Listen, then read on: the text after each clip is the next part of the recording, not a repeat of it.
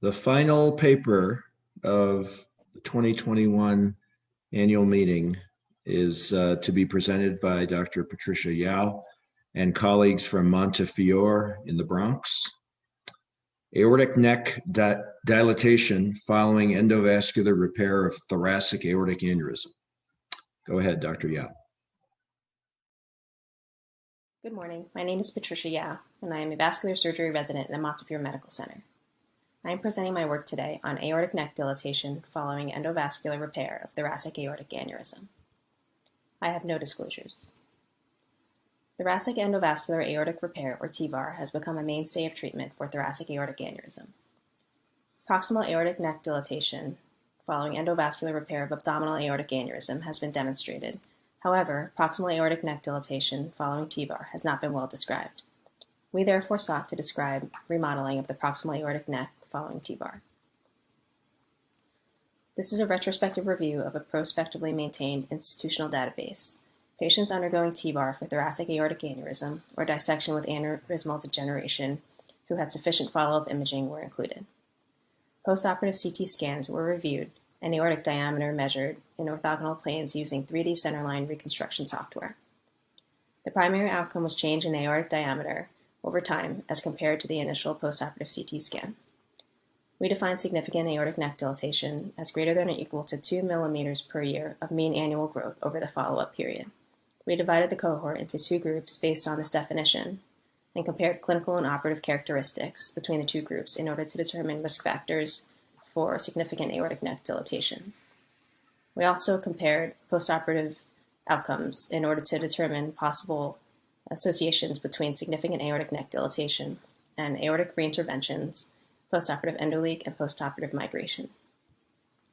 Measurements were taken at 4 different sites relative to the proximal extent of the graft. 20 millimeters proximal, 10 millimeters proximal, at the proximal extent of the graft, and 5 millimeters distal. Of 87 patients who underwent TEVAR from 2010 to 2019 at a single institution, 30 had sufficient follow-up imaging and were included in the analysis. There was a high prevalence of hypertension, hyperlipidemia, and smoking history as expected for TEVAR patients. 15 patients presented with true aneurysm and 15 with dissection with aneurysmal degeneration. 50% of repairs were performed on an urgent or emergent basis. However, there were no ruptures. Mean aneurysm size was 55.9 millimeters. Fusiform morphology was the most common, with 5 saccular aneurysms amongst the entire cohort. The majority of repairs were landed in aortic landing zone 3, with 75% of repairs landed in aortic zones 2 or 3. The Cook Alpha was the most commonly used device. All 4 sites experienced a net median increase in aortic diameter over time. The distal neck, which was 5 millimeters distal to the proximal extent of the graft, saw the greatest net median increase in aortic diameter over time, with 1.3 millimeters at 1 year, 2.9 millimeters at 2 years, and 6.2 millimeters at 3 years. This 6.2 millimeter increase in aortic diameter corresponded to a 20.7% change in aortic diameter. In order to perform our univariable analysis, we defined significant aortic neck growth as being at least 2 millimeters per year of mean annual growth over the entire follow-up period. We compared the 11 patients with significant aortic neck dilatation based on this definition to the 19 patients without. There was a higher percentage of dissection pathology and smoking history amongst patients with significant neck dilatation. Endograft deployment into aortic landing zone 2 was also more prevalent amongst patients with significant aortic neck dilatation. These associations were statistically significant. There were 5 patients with saccular morphology. None of these patients had significant aortic neck dilatation during follow-up. However, this association with significant aortic neck dilatation and morphology was not statistically significant. The presence of thrombus in the aortic neck, as well as a history of COPD, also seemed to trend towards an association with significant aortic neck dilatation. However, these associations were also not statistically significant. There were 10 aortic reinterventions, 5 in each group. 2 patients had type 1A endoleaks postoperatively, both of whom had significant aortic neck dilatation during follow-up. There were 4 patients with significant endograft migration, defined as at least 10 millimeters of endograft movement. All 4 of these patients had significant aortic neck dilatation during follow-up. Given the standard practice of minimal oversizing when performing TEVAR for dissection pathology, as opposed to 15 to 20% oversizing when performing TEVAR for true aneurysm, a subgroup analysis was performed to examine a possible association between percent oversizing and aortic neck dilatation.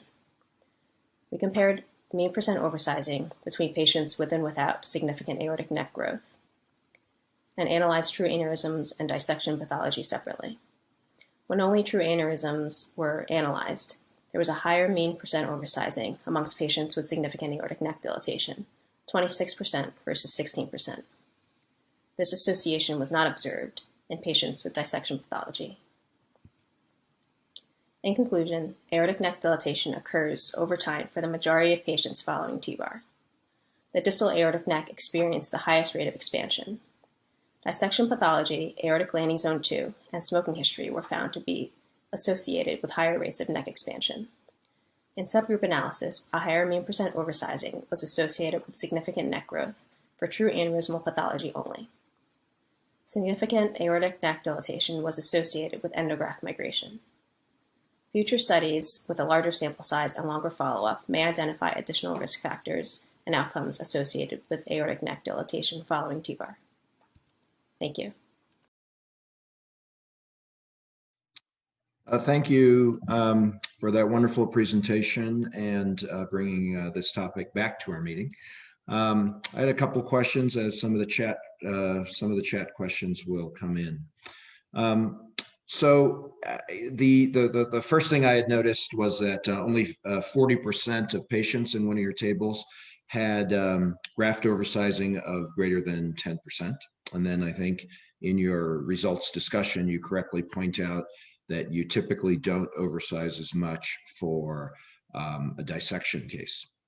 I am curious, though, whether ballooning was done at the proximal neck in either of the cohorts, either the aneurysm patients and or the dissection patients, and how that affected dilation over time. Yeah, thank you for the question. So we did look at whether ballooning was used in these cases. There were very few cases actually where it was done. I think the number was 2 or 3. And so we weren't really able to look at any association between ballooning and oversizing and aortic neck dilatation. Okay, would you suggest, based on a relatively high rate of early interventions, 10 patients, I think, out of the 30 in the cohort they had follow-up on that had proximal reinterventions. What's your recommended follow-up scenario, and is it different for the dissection patients with chronic aneurysm versus just a de novo atherosclerotic thoracic aneurysm?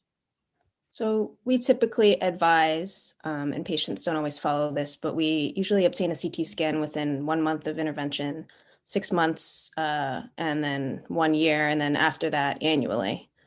I don't think that our recommendation is different between dissections and aneurysms, but I will say that I've seen that the dissection patients tend to have much poorer follow-up. It's just kind of the nature of the population. And so I think what these findings highlight is that aortic neck dilatation is very common and that close follow-up is very important. And especially in this population, we need to reinforce that with the patients and before and after the operation. You said about 60% were landed in zone 3, which is distal to the subclavian, obviously. Were more of the dissection patients more of the zone 2 ones? The purpose of trying to cover after dissection of chronic aneurysmal degeneration is usually trying to close the original proximal entry tear, which often gives you an extremely short landing zone. And I would presume then aneurysm degeneration or de novo atherosclerotic aneurysm, you're probably choosing patients with perhaps slightly better proximal anatomy for a landing zone. Can you confirm that? Or I didn't see the anatomic details, I guess, of how you decided to treat these patients.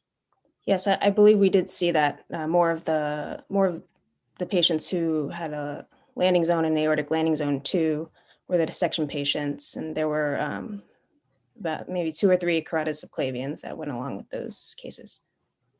Right.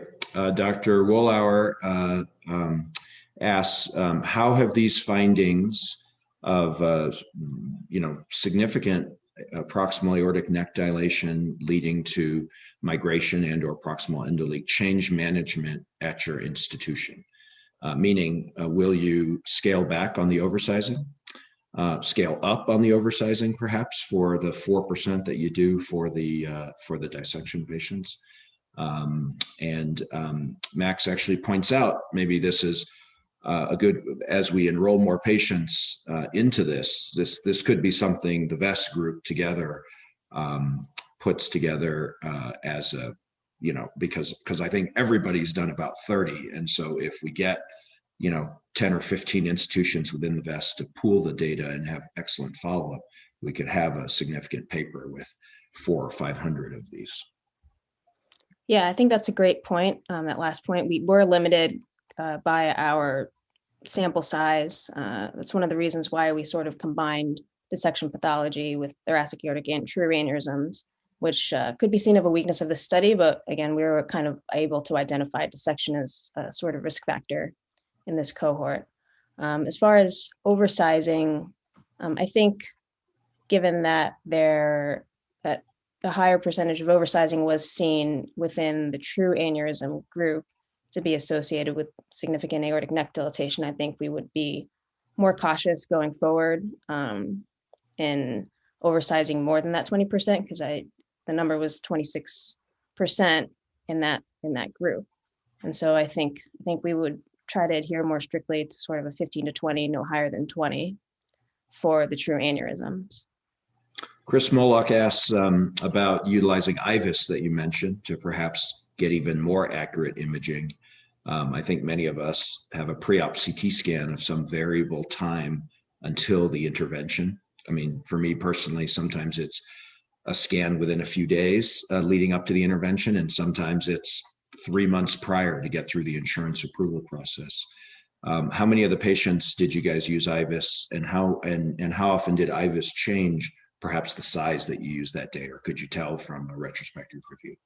It was hard to tell from the retrospective whether it changed decision-making. There was definitely more IVUS used in the more recent operations. This kind of spanned over a 5-6 year period.